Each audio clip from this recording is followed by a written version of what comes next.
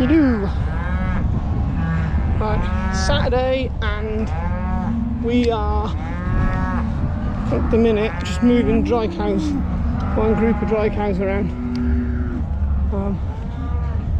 I've got lads pushing them up on. I was just altering the gates back there because basically we need to, because we're doing the parlour refurbs, we're having to move dry cows from dry unit to the parlour that we're refurbing, and then when they reach the amount of days they need to reach to calve, we then have to bring them back because we're having to use some of the dry cow accommodation for milkers, because in the dry cow unit we have the medics parlour, but because we've shut down the parlour we have to use the medics parlour as a parlour. If that makes sense. So yeah, so we're just moving some of these, and Mike will come in. Yeah, he's not to chase them.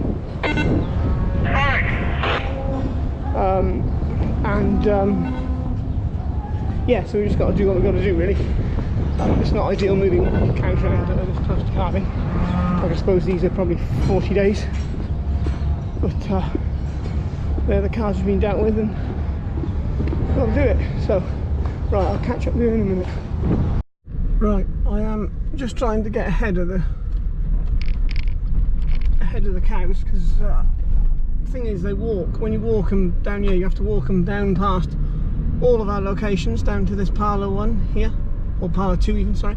So I'm actually just driving through the milking houses at the minute, just to try and get in front of them so that I can, well, get back across to where they need to be.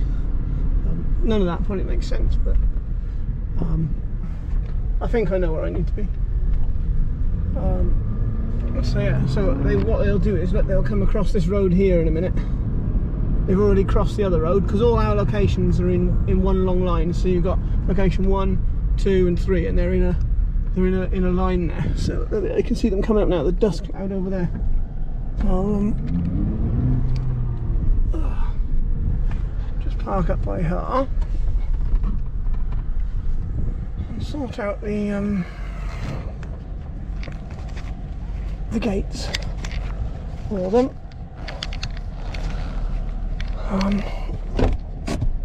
In a second. So here they come, and then you can see them there. They're right in the distance. Well, not right in the distance, they're only not far away. So I'll open these gates now, so that they can come across the road and go straight.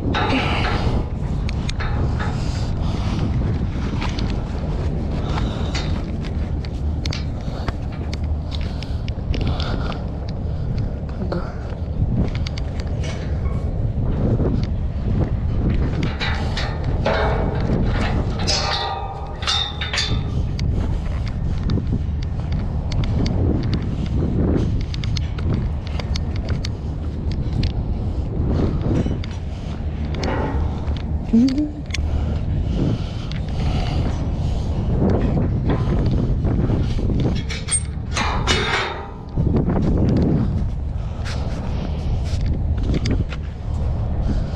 they come.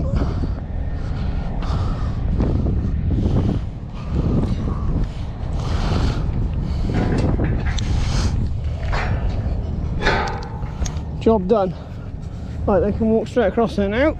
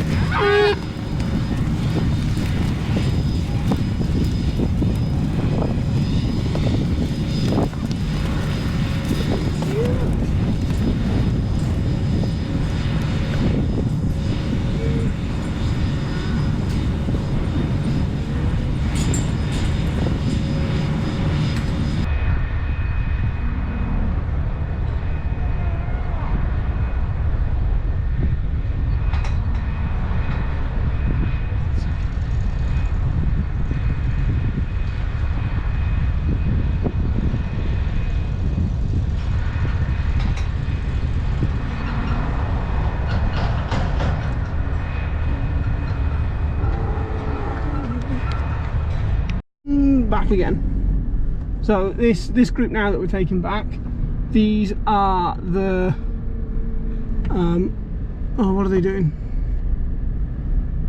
These, try and get in front of her because she will run all the way to the next.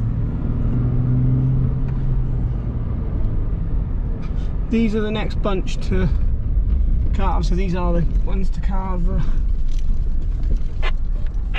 in the next few weeks. Well, not in the next few weeks. Sorry. Ugh. These are the new ones to carve the next 3 weeks, so these are 22 days. These are now.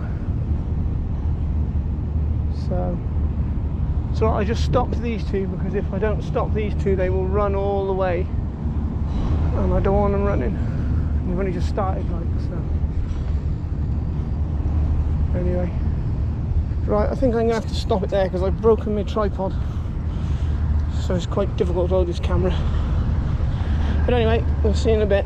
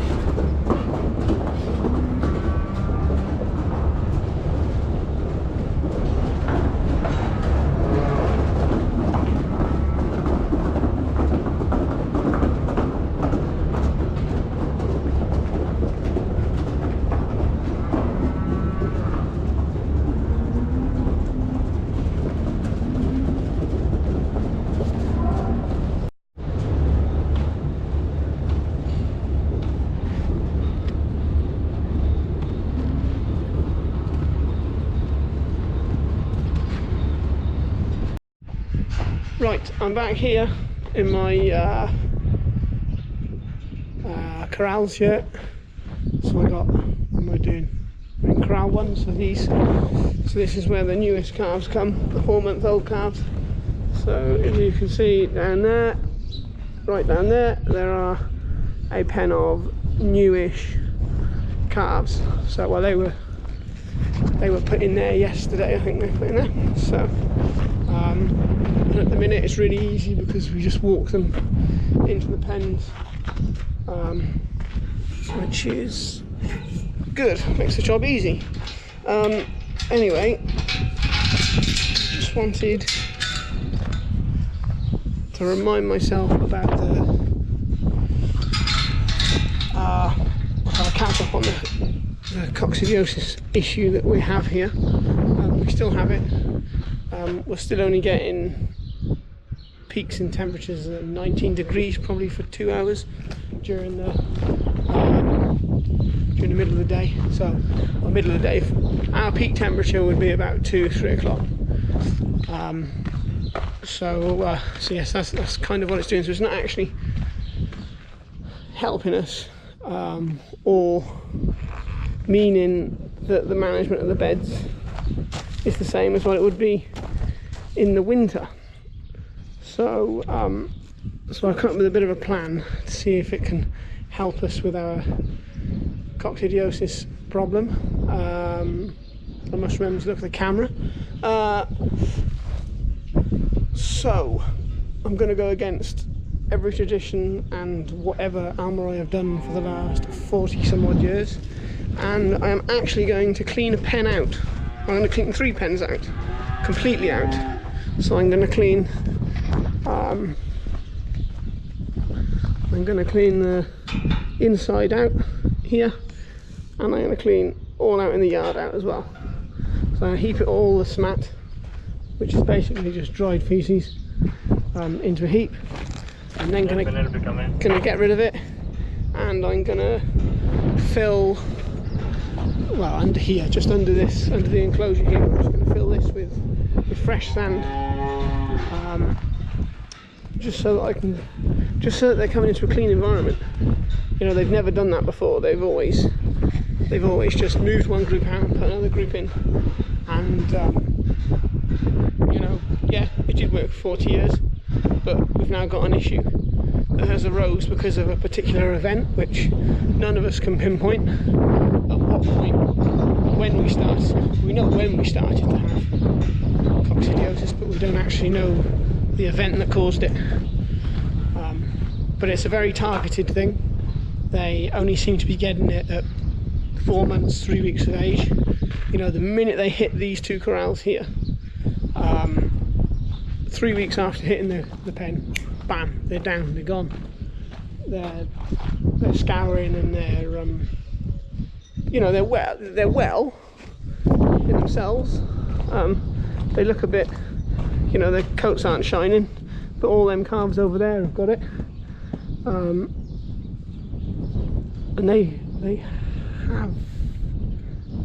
they've been treated, them ones, to be fair. But if you go to the next pen up, they're all fine. They're all looking fine up there. So yeah, so I think the severity of it here isn't as bad as what it would be on the other farms, but anyway, so yeah, that's what I'm going to do. I'm going to put sand in here. I'm going to clean it out, all of it, all out, every last bit of it out, even in the yards. Put sand under the covers where they land, and then I'm going to also trial sucking these water troughs out with a slurry tanker instead of just letting the water down the hole and off across the yard, as they have done. Yeah, bad design, I know, but for that one, whatever I do, it's going to cost a lot of money to sort that out, because that involves digging trenches and using diggers, and yeah, but which I have to kind of justify, otherwise my boss will not go along with it. So, but anyway, that's all on that at the minute, and yeah, what are we doing later? I don't think we've got much else on today, really. We're kind of just having a bit of a silence before the storm, because this week we got inter-farm movements, we got heights and weights, we got this job I want them to do. They're panicking about doing this, and something else we got on. Oh, we got to sort some more heifers for sale as well, for on the 9th, so we need to do that. But anyway, hope you're all okay. Speak to you in a bit. So we've started piling the smat now. There's 3 trucks there full of sand. We've just got one more pen to do, and then we'll start bringing the sand in. So we'll see if it works. It might be a complete waste of time, but we won't know until we tried it, I suppose. So yeah. So here we are then. They've put the sand in anyway. Yeah, so we'll have to see how that goes. So they're just taking away the old smat there now. Abner and his crew. Yeah, get all that. And then just pushing it in with the loader, and then they're levelling it out with a tractor and scraper then. So yeah, we'll just have to see if it works or not. So I don't know, it should be. See, it's not very wet, which is good. It's just come straight out the hole, like so. But anyway, yeah, I guess we just wait and see now, see how it goes. It's a good job anyway. God, yeah. Anything's got to be better than lying in that cement, right? So, but we'll see how it goes.